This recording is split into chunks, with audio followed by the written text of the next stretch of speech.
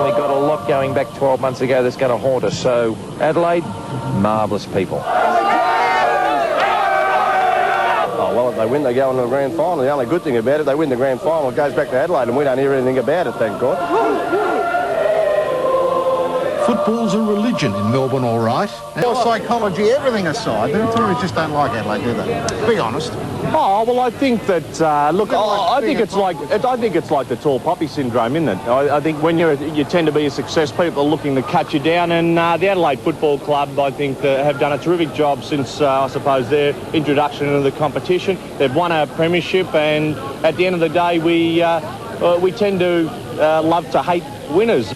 Well, guess what, Pete? Has anyone told you the feeling's mutual over here? People want to know who we are! Well, I reckon they'll be real dirty because they're the pride of Victoria, aren't they? I think we'll kill them. Can Adelaide win back-to-back?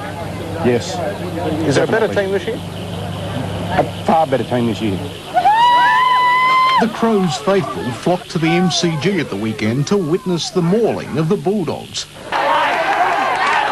Call it deja vu, but as hard as we tried, we couldn't find any Victorian prepared to risk his hide on giving the Crows even a remote chance. Rex, we interviewed you at Moorabbin last year, just before the grand final. You didn't think the Crows could win.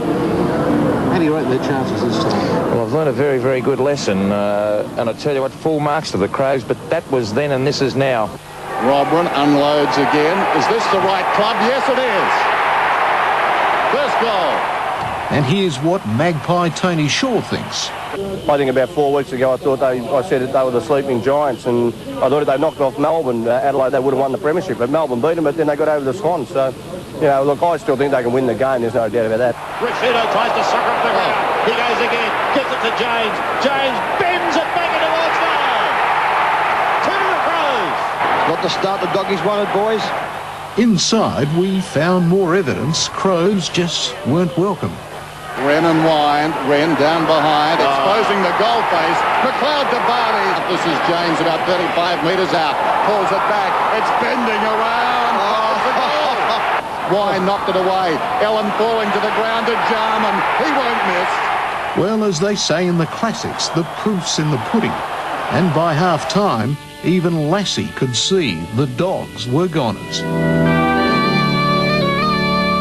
They're looking pretty good, aren't they? Are you worried you might lose this game? Yeah.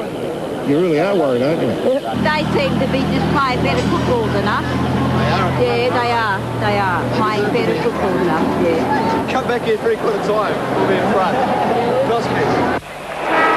There's the siren for 3/4 time. Powerhouse performance by the Adelaide Crows. They were challenged, but the reigning premiers know what it's all about in September now. Well, we promised we would, and we did go back to massage the salt a bit. And, well, you can see for yourselves.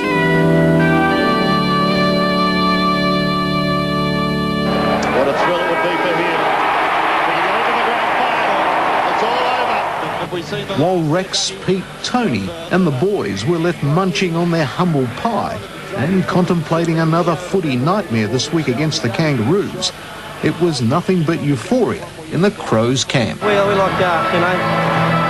showing people that they're wrong, and it's just great to get the win and, go ahead next week and, play another game. Yeah, look, I don't mind being underdogs, and I think everyone prefers to be underdogs. That way you just don't carry as much pressure as the other side. We're just starting probably to peak at the right time, and hopefully we can peak on one more game. That's a special one for you, isn't it? You're there this time. Yeah, missed out last year, so obviously pretty keen to do well this time around.